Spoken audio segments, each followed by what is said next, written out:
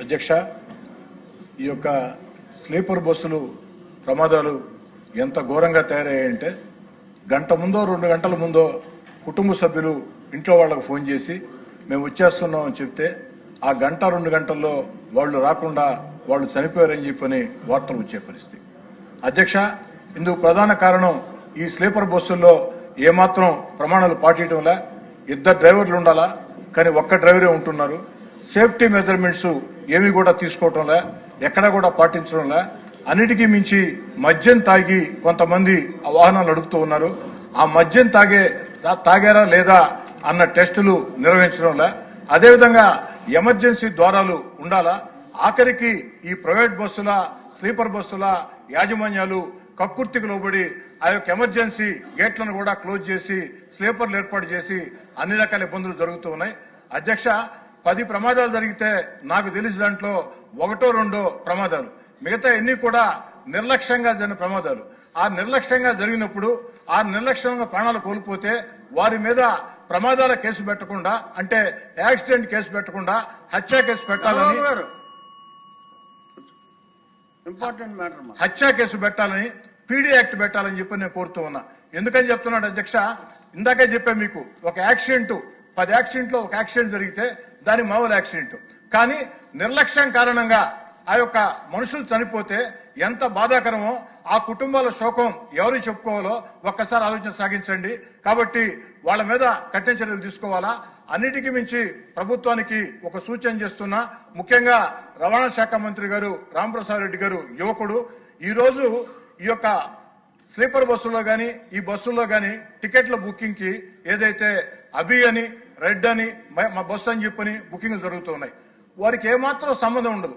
వ్యాపార సంస్థలు 100 కోట్లు వారికి ఆదాయాలు వస్తూ ఉంటాయి, కానీ ప్రభుత్వానికి ₹1 ఆదాయం లేదు. అదే ఆర్టీసీ డిపార్ట్మెంట్ లో ప్రతి ఆర్టీసీలో కూడా మన దగ్గర మొత్తం కూడా ఈ యాప్ ఉంది. ఈ బస్సులు ఎక్కడ తిరుగుతాయి? ఆంధ్ర, తెలంగాణ, తమిళనాడు, కర్ణాటక లేదా ఒరిస్సా. కాబట్టి ఈ రాష్ట్రాల రవాణా శాఖ మంత్రులతో మాట్లాడి అభి బస్సు, రెడ్ బస్సు బుకింగ్లు కాకుండా మొత్తం కూడా ఆర్టీసీ యాప్ ద్వారా మనమే టికెట్లు బుక్ చేసుకుంటే ప్రభుత్వానికి మేలు జరుగుతుంది. తద్వారా ఆ టికెట్లు బుక్ చేసేటప్పుడు ఆర్టీసీ మన కంట్రోల్లో ఉంటుంది. కాబట్టి ఆర్టీసీ అధికారులు అన్ని ప్రమాణాలు ఉన్నప్పుడే ఆ బస్సులకి పర్మిషన్లు ఇస్తారు. ఆ విధంగా చర్యలు తీసుకోవాలని చెప్పి కోరుకుంటూ చిట్ట మాట అధ్యక్ష, మంత్రి గారు ఏం చెప్పారంటే 25-26లో ఎన్ని కేసులు బుక్ అయినాయంటే 22,272 కేసులు బుక్ అయ్యాయని చెప్పడం జరిగింది. దాని మీద ఎంత పెనాల్టీలు వేశారంటే 21,75,00,000 పెనాల్టీ వేసామని చెప్పడం జరిగింది. అంటే సగటున 9,570 రూపాయలు. అధ్యక్ష, రవాణా శాఖ అధికారులు, కింది స్థాయి అధికారులు ఈ స్లీపర్ బస్ యాజమాన్యాల మీద ఎంత ప్రేమ ఎందుకు? ఒక ఆటో పట్టుకుంటే 10,000 వేస్తున్నారు, స్కూటర్ పట్టుకుంటే 10,000 వేస్తున్నారు. అలాంటిది స్లీపర్ బస్ యాజమాన్యాలు 100 కోట్ల 1,000 కోట్ల ఆస్తిపరులు ఆ యొక్క ప్రాణాలు కోల్పోయే పరిస్థితి ఉంటే వారికి 9,570 రూపాయలు. 22,727 కేసుల్లో 21,75,00,000 అంటే సగటున 9,570 రూపాయలు. మరి ఏంది అధ్యక్ష ఇది? కాబట్టి మంత్రి గారు, మీరు యువకులు, మీ కింది స్థాయి అధికారులు పూర్తిగా గాడి తప్పేస్తున్నారు.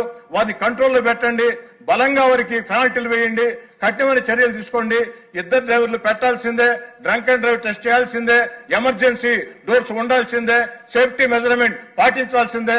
అదేవిధంగా ఈ అభి రెడ్ బుక్ల మీద మరోసారి పునరాలోచన మొత్తం కూడా చేసి, రెడ్ బస్సుల మీద పునరాలోచన చేసి, ఏదైతే అన్ని రాష్ట్రాల రవాణా శాఖ మంత్రులతో మాట్లాడి, ముఖ్యమంత్రి గారితో మాట్లాడి ఈ యొక్క బస్సుల బుకింగ్ మొత్తం కూడా ఆర్టీసీ చేపట్టినట్లయితే అన్ని రాష్ట్రాలకు కూడా మేలు జరుగుతుంది, నియంత్రణ వస్తుంది. ఆ దిశగా చర్యలు తీసుకోవాలని చెప్పని కోరుకుంటూ సెలవు తీసుకున్నారు అధ్యక్ష. విమానం పైలట్లకి ఎలాగ జాగ్రత్తలు తీసుకుంటారో వీళ్ళకి కూడా అలా తీసుకోవాలి. అదే చెప్పారు. సాధారణ ప్రాణాలు అంతే ముఖ్యం. ఎంత బాధాకరం అంటే సార్, స్లీపర్ బస్సుల్లో ప్రయాణించే వాళ్ళంతా కూడా సార్ మధ్యతరగతి, దిగువ మధ్యతరగతి, పేద కుటుంబాలు సార్.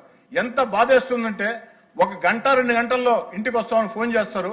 వారు రావచ్చు, లేదా వారు చనిపోయారని వార్త రావచ్చు. దీని మీద రవాణా శాఖ మంత్రి గారు, అధికారులు దయచేసి నా మాటల్ని విమర్శలుగా భావించవద్దు. మనది ప్రజాప్రభుత్వం, మంచి ప్రభుత్వం. చంద్రబాబు గారి నేతృత్వంలో ప్రజల కోసం పనిచేసే ప్రభుత్వం.